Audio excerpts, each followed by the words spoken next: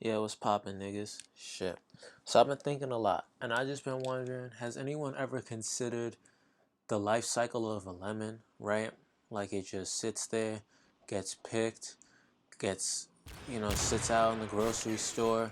Oh, and by the way, I'm just gonna cut myself off real quick. This is a MOAB on what's it called, mission, capture the flag, CTF, ride, shield, MP7. But yo, has anyone ever considered this shit with lemons? Because all they do after they get picked from the grocery store and purchased is they just get the life squeeze out of them and then left. They don't even get used, you know? It's not like if you kill a cow, you drain its blood and then just leave it like a fucking vampire. It's kind of sad. Like, lemons are, they're not respected. And in addition to that, I've been eating some fucking lemons because it's good for you, I think. At least that's what this muscular ass nigga I know is saying, so I'm gonna just keep it up. But really, what I wanted to talk about right now was motherfucking Dr. Phil, because, or at least that is one of many things. And let me tell you something, bro. I used to watch Dr. Phil. I used to skip school. I used to just like be home during school hours, and whether that meant there was a holiday or some bullshit like that. And I used to watch this nigga and be like, yo, that's hilarious, da da da, that's crazy, yo, this issue is ridiculous. I'm glad to have him offering this insight. But now I look back on this cocksucker, and Dr. Phil is a son of a bitch, bro, let me tell you. So I learned that, I think, in like 2004 or some shit like that, he was banned from practicing psychiatry or therapy, whatever it is specifically that he does, because he decided to go ahead and have some sexual relations with one of his clients, and the only way he could go ahead and continue what he does is if he does it through TV under the guise of, I guess you could say, acting, entertainment. So that's how he's able to continue doing what he does. But anyways, he says all this shit. He gives this advice. Um, and he's more so like a bully than anything. I watch Dr. Phil's shit, and I'm just like, dude, any psychiatrist or a doctor of that nature that I've ever had has never been within their right to be judgmental. They can offer insight, advice, what have you, but it's never supposed to be from the lens of, I'm going to publicly make fun of you in front of all these people on global television, not to mention the stage that's initially there when everything's being recorded. And I, people sign up to be on this, obviously, whatever the reasons are. But I just know that he's not professional, and I don't think that anyone should take any advice from Dr. Phil. I think that what I just said right there in itself is some. Look at me in the corner like a fucking pussy. I don't know what I'm doing here. I think I'm sound whoring. I think that's what's going on. But like I said, I think that your advice, here's a better way to say it. Anything that you learn from Dr. Phil should be taken with a grain of salt, and you can choose whether you should apply it to your life or not, and to what degree you should apply it. So that's what I got to say about him. And the whole Danielle Bergoli thing, that's kind of hilarious. That's crazy. But it came from someone who's just as equally willing to be rowdy as he, going on his show and kind of like stepping up, saying the whole "Catch Me Outside." That would be hilarious if Dr. Phil was really fighting a 14-year-old girl. But anyways, in the mail today I got my Aleeks boots, and it took them like, just like everything else that's been coming in, like 2 fucking weeks, at least through USPS. I noticed that all the private postal couriers are doing alright, doing the regular shit. But USPS, for whatever reason, is bugging out. I had this one shit, these Dornbecker 5s, which are fucking fake, and I'm pissed off about it. I gotta send them back. Of course, it's not a problem. Just I gotta hold on to these things for like 3 weeks because PayPal changed their whole system. So now disputes take even fucking longer. They say it's so people have more time to upload information, whatever. But no, that's not it. It's just so that they have more time, because they're obviously understaffed, just like everyone is. But anyways, yeah, I got those shits in the mail today, among other things, and I have a pair of the original Palace Prime Adidas coming in, which I'm excited for. But these I could not be happier with. They came with the OG box, the extra laces, all that shit. He could have told me these were dead stock. They're not. As a matter of fact, I love them so much. I'm sitting here indoors wearing these fucking boots, recording this commentary. But yeah, man. And before I parlay into my secondary topic in regards to these Aleeks boots, I just want to say, you see me playing this slow. And there's a reason.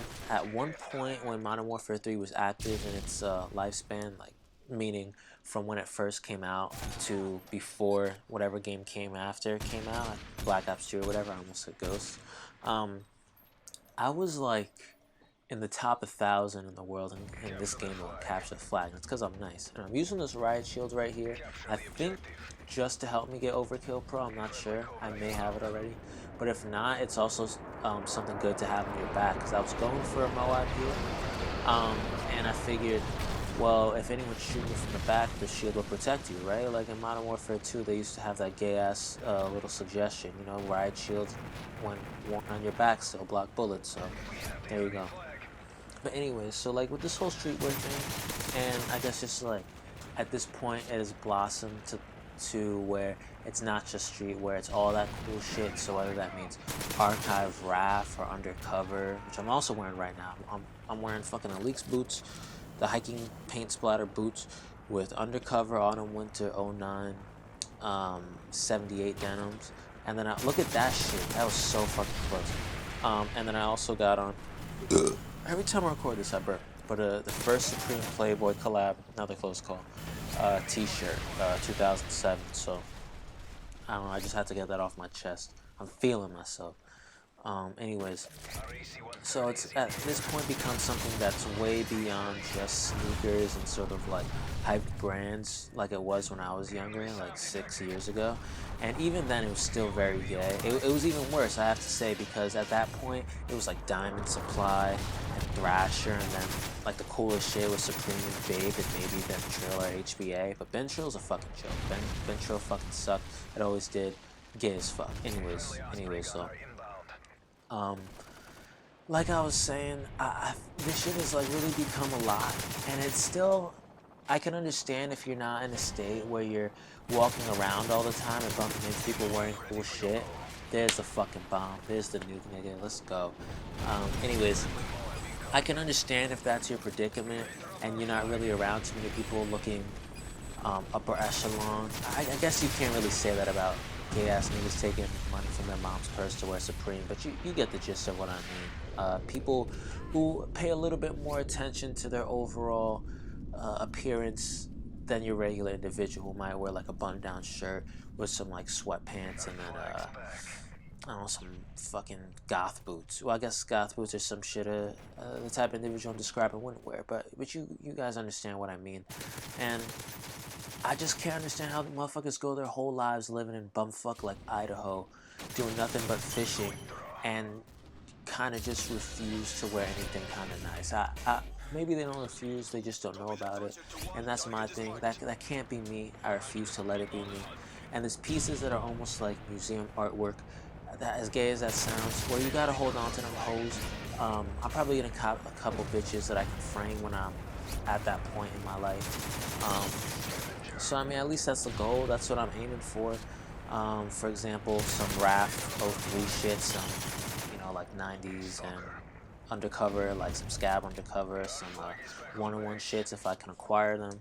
I recently sold my 2003 RAF Consume hoodie, the Penelope one.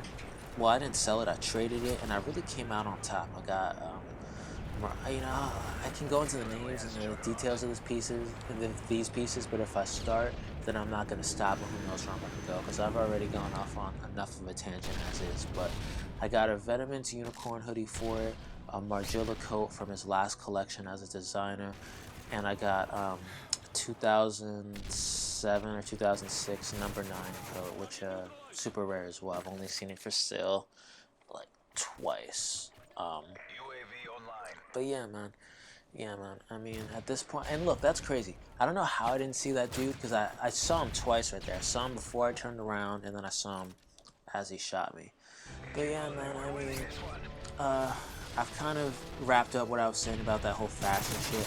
But I've been thinking about doing some live commentaries, like I might just do some search and destroy. And I don't think I need to, like, drink for it, like I was saying. I might just, like, do dabs as I'm doing it, but that's about it. As far as the face cam thing goes, I've already achieved many milestones just making this happen, what you're watching right here, meaning recording this with a capture card, and then Look at that fucking gay-ass trophy system. But yeah, doing that and then figuring out how to throw commentary over and upload it. So I might just, you know, get the hang of this, get all my audio levels and everything perfected before I hop into anything extra like adding a face cam. The live commentary is something I wanted to do. So perhaps that'll be what I do next. I have like one more recorded gameplay which I think I'll drop and then just get into that. But yeah guys, appreciate your time as always. Later.